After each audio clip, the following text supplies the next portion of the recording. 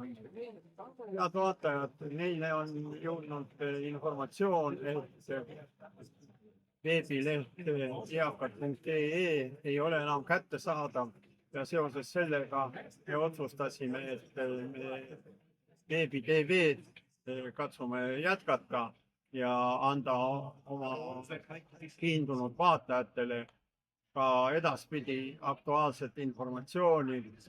Ma arvan, et meie partnerid ja kaastöötajad ja meie Veebi TV-s esinenud inimesed on ka nüüd nõus seda tegevust jätkata ja jätkama.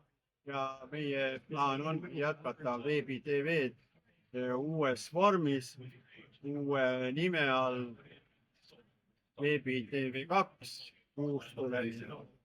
Nii et jälgige reklaami, jälgige internetti. Varsti oleme jälle kahe Andresega.